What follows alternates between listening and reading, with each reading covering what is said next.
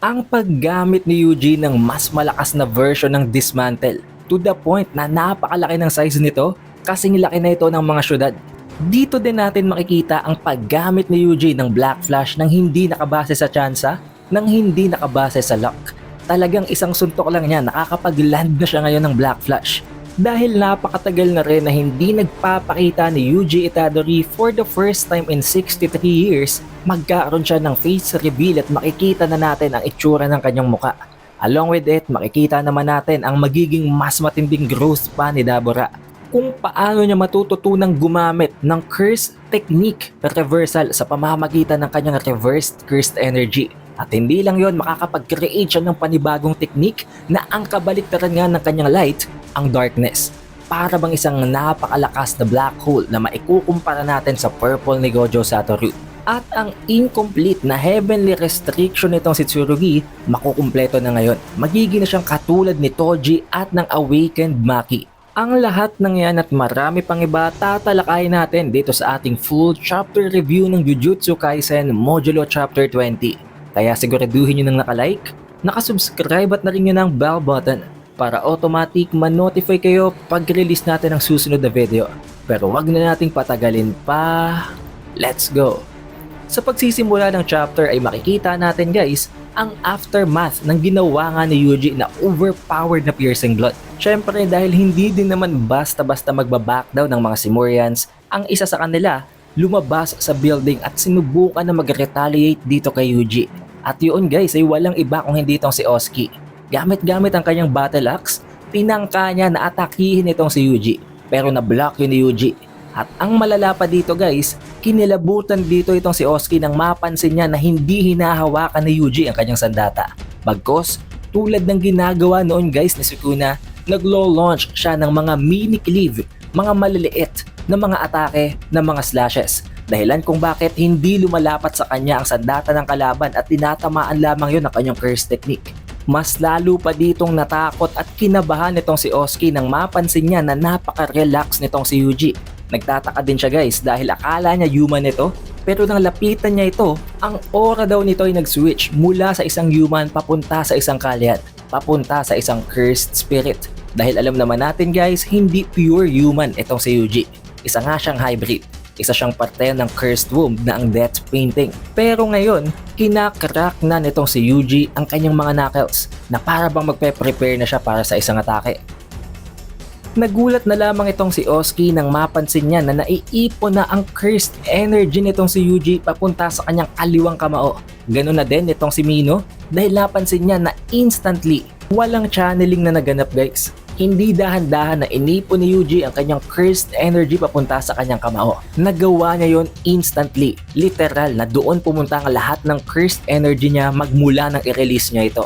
Kaya naman nang makita ito ni Oski, para bang alam niya na dito na siya mamamatay. Pero ayon naman dito kay Yuji, ang dahilan kung bakit aatakihin niya ito ng ganitong klase ng powerful na attack is that alam niya na durable itong si Oski.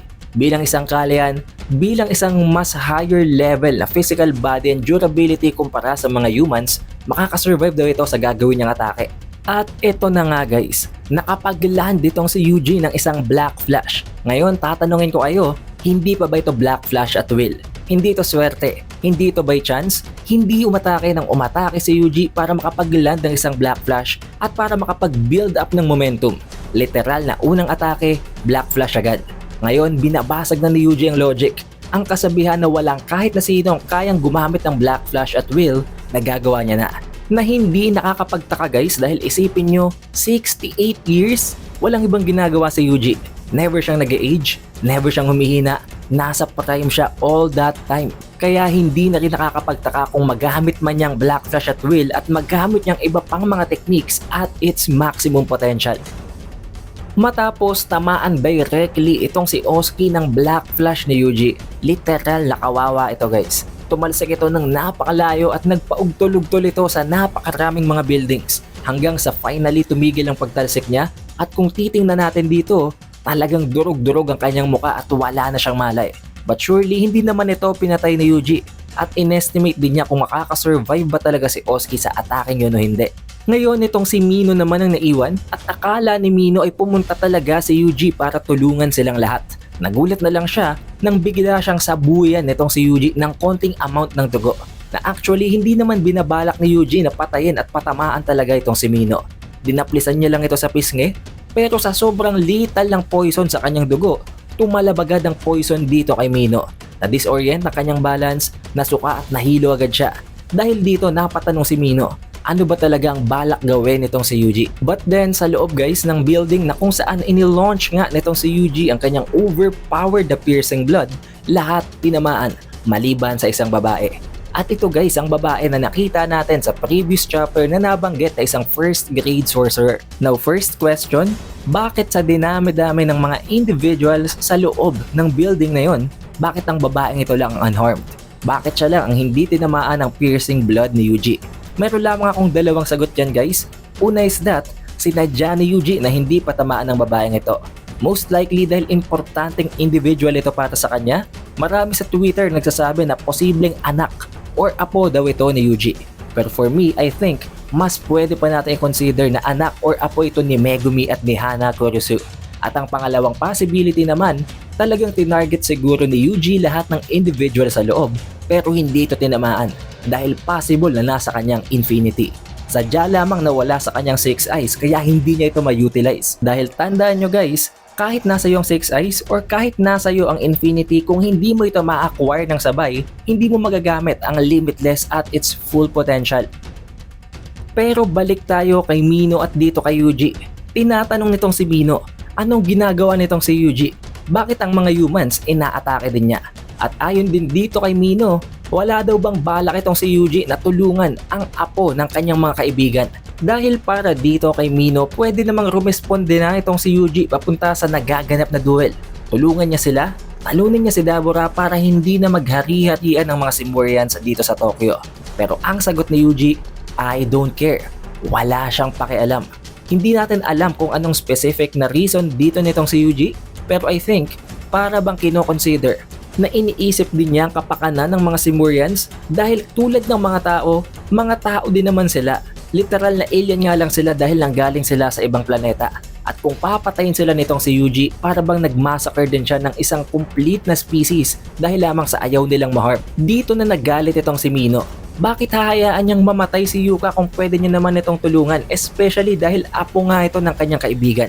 Pero ayon dito kay Yuji, binanggit niya ang parehong statement na binanggit noon ni Gojo sensei niya na haven't we had enough of Yuji Itadori, na para bang napapagod na siya sa kanyang responsibility. Of course, para dito kay Mino na hindi naman kilala si Gojo Satoru, hindi niya naiintindihan kung anong ini-imply nitong si Yuji.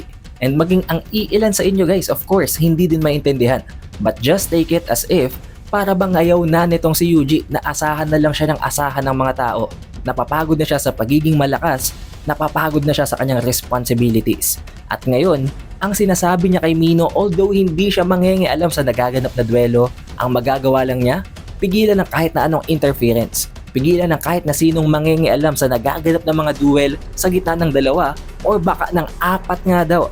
Dahil by this point, alam na nitong si Yuji na may nagaganap din na duel sa gitna ni Tsurugi at ni Maru. Sinabi din ni Yuji na wag daw silang mag-alala dahil kahit matalo mga apo ni Yuta, siya naman daw ang mag-clean up ng kanilang mga mess. Meaning kung matatalo sila, itong si Yuji ang bahalang umayos ng mga problema. Which means, kung matatalo itong si Yuka at itong si Tsurugi, itong si Yuji ang papatay sa mga kalaban nila. Pero wag naman daw mag-alala itong si Mino dahil kahit na ganun, kahit hindi siya mangingialam sa mga duel, sisiguraduhin niya na ang lahat ng mga cursed spirit na lalabas sa Tokyo ay papatay at i-annihilate niya. Dahilan kung bakit, kahit naiinis itong si Mino dito kay Yuji, wala siyang magawa. Sinabi na lang niya na hindi niya makakalimutan si Yuji at hindi niya din ito papatawarin. Habang itong si Yuji naman kinakausap ang kanyang sarili at sinasabi, tama daw ba na ganito ang gawin niya, Gojo Sensei? Na para bang kahit ngayon na napakatagal nang wala ng kanyang master na si Gojo, talagang nagre-rely at talagang iniisip pa rin niyang mga principles ang logic na pinanghahawakan noon ng kanyang master na si Gojo. Dahil tandaan nyo guys, Kahit sila dati, discriminated sila. Si Yuta, itong si Yuji, pero pinrotektahan sila nitong si Gojo.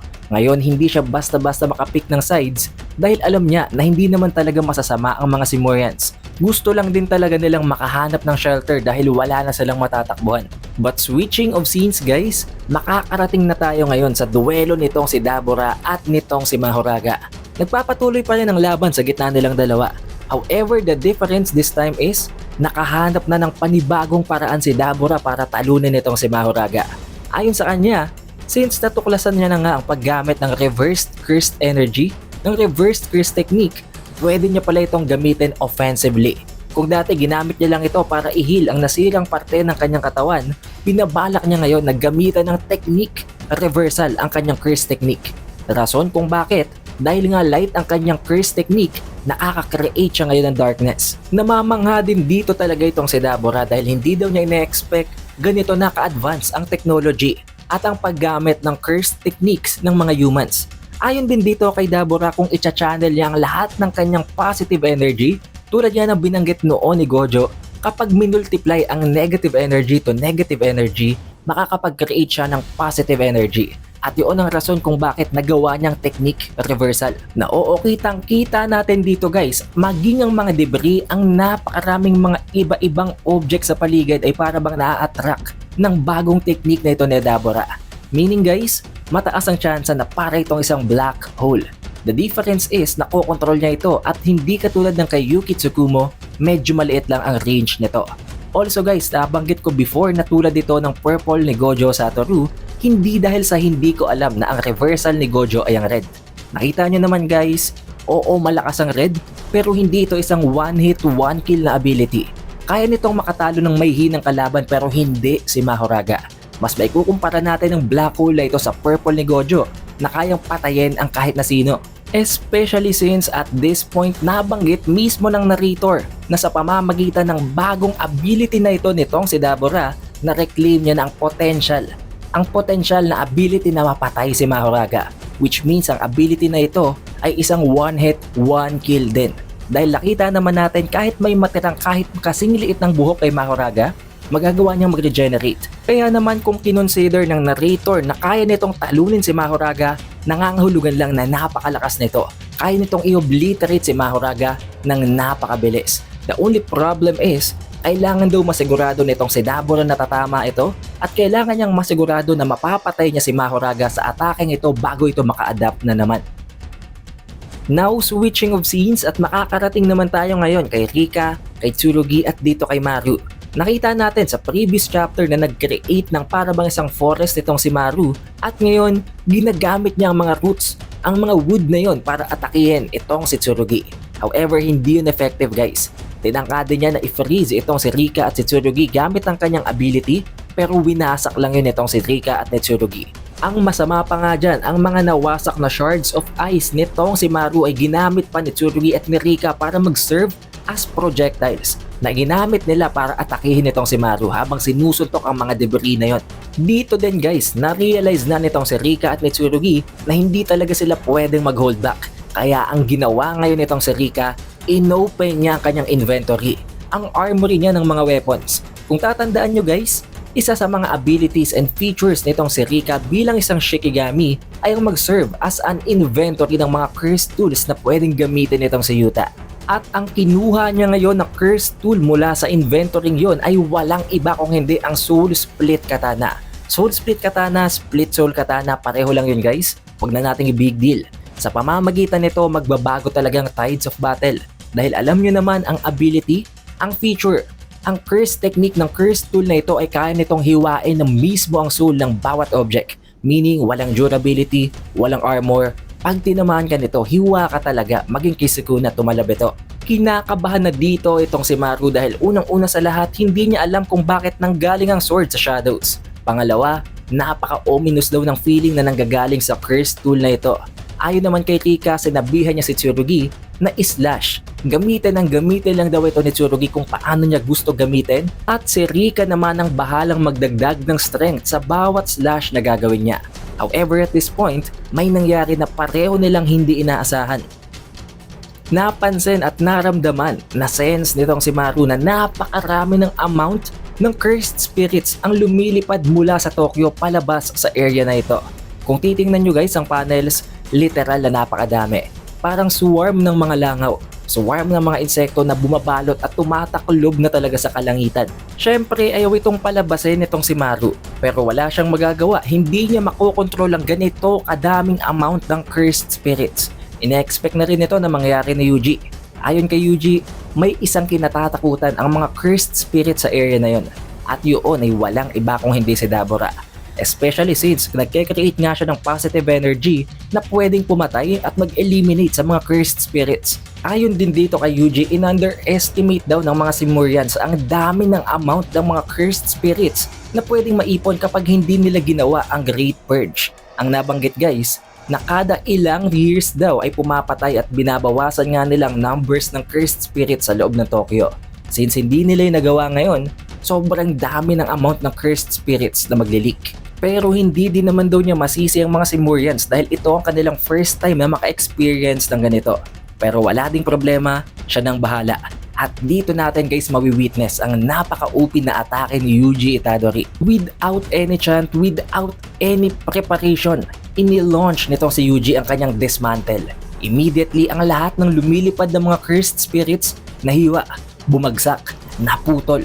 At kung titingnan nyo guys ang scale at ang size ng dismantle na ginawa nitong si Yuji, sobrang laki. Kasing laki ito ng mga building, kasing laki ng mga high-rise. Literal na mas malaki pa ito sa kayang i-launch na dismantle si Sukuna.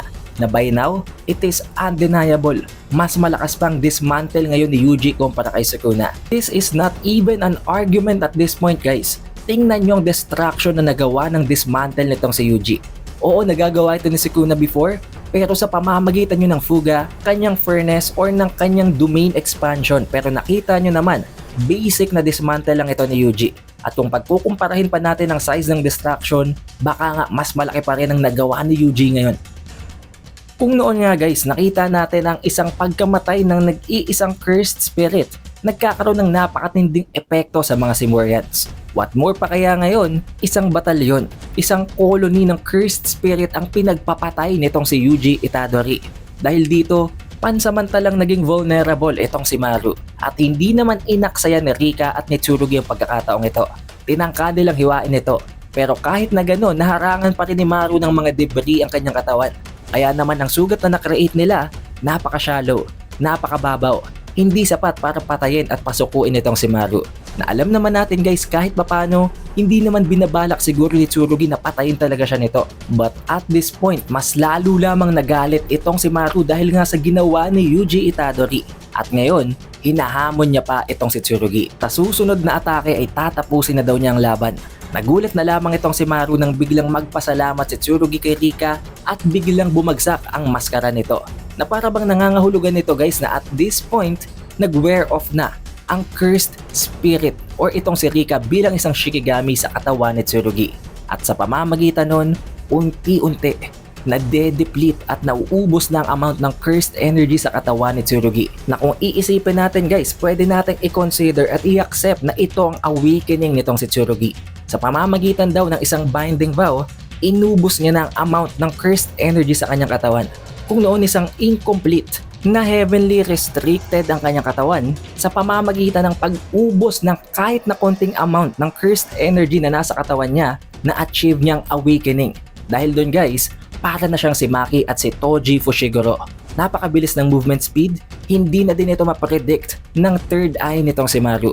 Kaya naman habang nakatingin siya sa pwesto ni Tsurugi, para bang nag-teleport ito malapit sa kanya at tinamaan siya ng atake ito.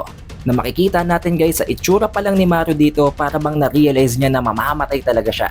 Na makikita natin na by the end of this chapter, gulat na gulat talaga itong si Maru at bigla na lamang kumalat ang dugo sa signage na malapit sa kanila. Ano nga bang nangyari? Pinatay ba ni Tsurugi si Maru o nagland lang siya ng fatal blow para sumurrender na ito? Therefore, mangangahulugan lang yon na magbaback out ang mga Simurians at makakancel ang pag-take over nila sa Tokyo. I guess we don't know about that yet, pero matutuklasan natin yan pag-release ng Chapter 21. At huwag kayong mag-alala guys, sa susunod na Thursday ay mare-release din natin agad ang spoiler para sa chapter na yon. Siguraduhin yung naka-like, nakasubscribe at na rin yun ng bell button para automatic ma-notify kayo pag release natin ang susunod na video. Also, we have an official Facebook page and official TikTok account. Kaya mag-like at mag-follow na din kayo sa ibang platforms na yon. It is The Updated Weeb, and I will see you guys on the next one.